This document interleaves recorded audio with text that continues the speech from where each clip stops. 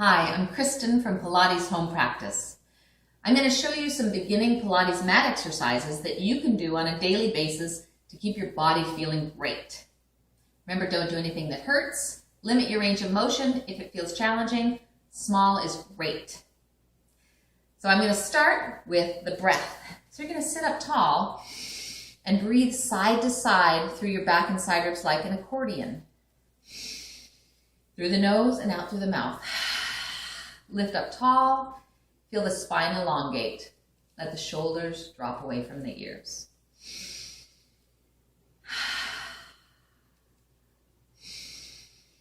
And just bring yourself here into the room where you're practicing. You want to have a nice mat or blanket or towel to lay on so that your spine feels comfortable against the floor. And we're going to lay down on our backs. Ready? We're going to start with a pelvic tilt. We're going to have that nice inhale through the back and side ribs. And as we exhale, we're going to press the low back down and engage the deep abdominals. As you inhale, let the tail drop away. Exhale, flatten. Inhale, arch. This should feel good, so don't overdo it with your booty and your rib cage. Just feel the deep abdominal muscles moving the pelvis. Feel the leg bones drop heavy into the sockets. Feel the weight of the head and the shoulders and the rib cage anchoring you. And just keep it as small as you need to, depending on your body. One more. Exhale and inhale. And come back to neutral spine or optimal spine, which is hips and pubic bone on an even plane. You put the heel of your hand on your hip bones, fingertips over towards your pubic bone, and you want that to be in an even plane. Sometimes we say like you have a martini on your low belly that you don't want to spill. And now we're going to engage the deep abdominals without tilting the pelvis now to find that deep abdominal engagement. Imagine you're putting on a tight belt. Inhale through the back and side ribs. Exhale, narrow the waist and pull the belly in and up without changing the tilt of the pelvis. Inhale into the back and side ribs. Exhale, narrow. Now, keeping in this neutral spine, we're going to rock the pelvis from side to side. Inhale to prepare. Exhale, feel the weight of the bones on the right side drawing your pelvis into a side tilt to the right. Inhale to center. Exhale to the left. Your knees should stay relatively facing the ceiling, but they will pass one another. Inhale to center. Exhale to the left. Inhale to the center. And exhale to the Now we're going to take it into a pelvic clock or circle. So you're going to start with the imprint or the flattening your back. Inhale to prepare. Exhale, flatten your back. Now we're going to go around to the right, down to the tail, over to the left, and back to center. Release into neutral. The other way. Exhale, flatten the back. Inhale, left, tail, right, and center. Release into neutral. One more each way. Feel the weight of the bones, as if you had a little track with a heavy steel ball rolling around. Exhale and rotate around. And release into neutral. That should feel good. All right, now we're going to challenge the stability of the neutral spine, neutral pelvis, with the weight of the legs. So you're going to maintain this stable position in your pelvis and float the legs up as if somebody's putting a piece of paper under your foot. So take a breath. You can press your arms down gently. Keep your head and your shoulders and your rib cage heavy and relaxed. As you exhale, you're going to engage the abdominals and float the leg up, trying not to change the torso at all. Exhale, engage. Float the left leg up. Inhale it down. One more each side. Notice if your pelvis tilts and your rib cage tilts in the opposite direction, and then anticipate that and engage the abdominals to support the bone so it doesn't tilt at all. Do one more in each direction. Exhale, float, and exhale, float. Good. Now we're going to bring the legs up to tabletop. So we're going to flatten the back because we have a heavier load. We're going to flatten the back, float one leg up to tabletop, 90 degrees at the hips, 90 degrees at the knees.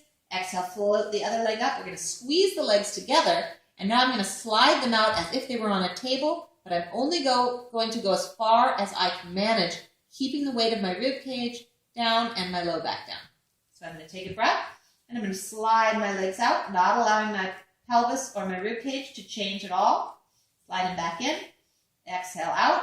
I'm working very deeply in my abdominals. I'm even getting a shake here. So don't go any further than you can manage without any movement in your spine. Exhale and inhale. One more. Pressing the low back down, sinking the rib cage, pressing the arms. And then release the legs back down to the floor. Good. Now we're going to add the arms to challenge the upper abdominal stability. We're going to bring the arms up to the sky. We're going to get our mobility first by reaching the fingertips to the sky and letting the shoulders drop back down.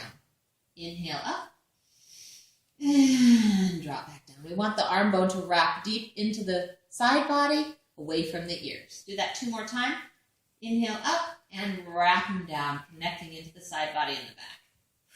And lay the arms to the sides.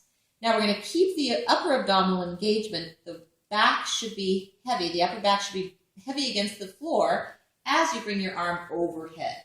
Don't go any further than you can manage it without letting your rib cage pop up. Don't tilt the pelvis either. Keep this nice neutral spine. Arms to the sky. Inhale. Anchor the rib cage. Float the arms toward the ears. And inhale up. And try that again. Exhale down. Stabilizing the spine. We're going to go all the way back to the sides. And exhale overhead. And inhale. And exhale overhead. One more time. Sinking the weight of the rib cage. And back to the sides. Now we're going to put those two together for an exercise called dead bug. So we're going to float the left leg up to tabletop and the right arm up to the sky. You're going to inhale, tap the knee and hand. Exhale, extend the left leg out so it meets the right knee and the right arm comes up toward the ear, keeping the rib cage heavy. Inhale, tap. Exhale, out. Inhale, tap. Exhale, out. Inhale, tap. Exhale, out. One more time. Good. Leg comes in and we float them down. Right leg comes up to tabletop. Left arm to the sky. We're going to tap and lengthen. Tap and lengthen, keeping the pelvis and the upper abdominals stable. And lengthen. Last one. And lengthen. Good. Tap and float down. Good. Now we're going to try an upper abdominal curl. If you have osteoporosis or osteopenia, you want to modify this. You don't want to go into that deep upper abdominal flexion. Arms up to the sky. You're going to lengthen out through the crown of the head. Sink the rib cage back as you nod your head. Flare your rib cage up out behind you and try to find that place where your head feels like it's floating over your sternum. We're going to plug the arms deep into the side body and we're going to move the arms like this, like we're patting water. We're going to inhale for 5 and exhale for 5. I'm trying not to tilt my pelvis and overuse my glutes. I want to make sure that my head is nice and soft. If you need to put one arm behind the back of your head to stabilize, that's great. Bring the other hand back before you switch.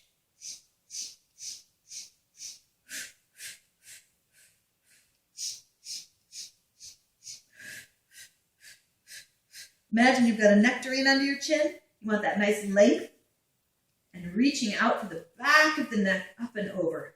You should feel this in the deep abdominals. One more time. And lay yourself down. Ah. Good. Now we're going to roll onto our sides to sit up. And we're going to do some roll downs. So place your legs out in front of you. If you have trouble sitting right up on top of your sit bones, you can bend your knees a little bit, which is what I like to do. You can pull into your heels and fire up the back of the legs a little bit. I'm going to hold on to the back of my legs so I can use my arms and my side body to help me with this roll down. I'm going to curl behind my tail, and I'm going to stack right up. curl behind my tail, and stack right up, pulling my belly button in and up to get that deep scoop in the abdominals. And stack back up. I'm going to try not to let my shoulders go up to my ears too much, just keep them relaxed. And go a little bit deeper each time if you can. Curling up and over, stacking up tall, curling down. You can even bring your legs in a little bit more so you get more activation through the back of the legs. Curl up and over, stack up tall, curl back, stack up tall. Keep this small enough so that you feel like you're really working your deep abdominals. Stack up tall, last one. And stack up tall. Good. We're going to do spine stretch forward. You want your feet to be about as wide as your hips or a little bit wider. We're going to stack up really tall. You want your low back against an imaginary wall so you're right up on top of your sits bones. I need to have my legs a little bit bent. Otherwise, I curl behind my tail. Arms are going to be out in front of you. Imagine you're pushing down on something heavy so the shoulders are not by your ears, but they're relaxed down your back. Now, the idea is to keep the low back against your imaginary wall as you lift up and stretch forward. So imagine somebody's pulling your pinky fingers and somebody's got their arm around your waist and pulling you back. Your shoulders are nice and soft. And stack up tall. Press down. Pull back in opposition. Reach through your heels, even if your legs are slightly bent. And stack up tall. Exhale, press. And scoop.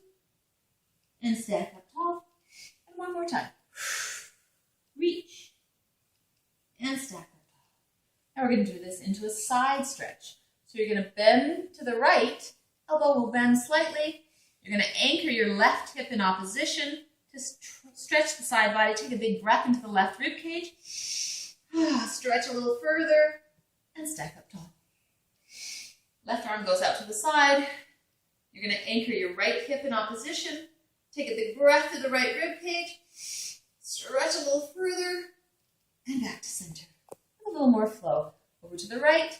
Stretch. Inhale and up. To the left. Stretch. Inhale. Keeping the pelvis nice and still. Stretch. Exhale up. And stretch. Exhale up. Good. Taking it into a rotation. So hands can be here at the chest level. Imagine you're pushing down on something. So your shoulders are not by your ears. You're activated through the back and front body. We're going to keep the pelvis still. Anchor the sits bones evenly so we don't have any movement like this. You're going to just move from your waistline. So we're going to exhale to the right and then take a little exhale to go a little further. Inhale to center, exhale to the left, stabilize your pelvis and go a little further. Inhale and exhale. Inhale and exhale. Let the arms lengthen.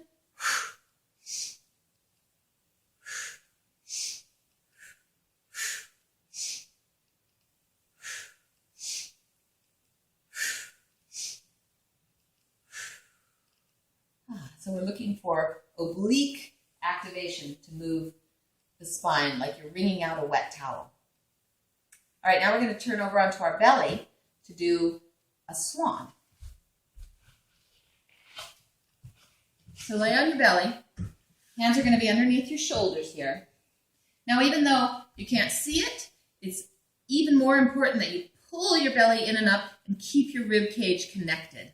So we don't want the hinge to come from the mid-back. We want it to be a long line from heels to the crown of the head. Hands go underneath your shoulders. You're activated through the underarms. You're pulling the elbows back. Forehead is down. Reach long through the legs. If you tend to feel this in your back, you should press your pubic bone down slightly. Inhale, pull your belly in and up. Lengthen out to the crown of the head. And let the head continue the line of the spine. You don't want to break in the neck. You don't want to be looking down or looking up too much. Just a nice line from the tail all the way to the crown of the head. I'm not letting my shoulders go up. I'm sliding them down the back. Bring it down. Inhale. Exhale, lengthen up.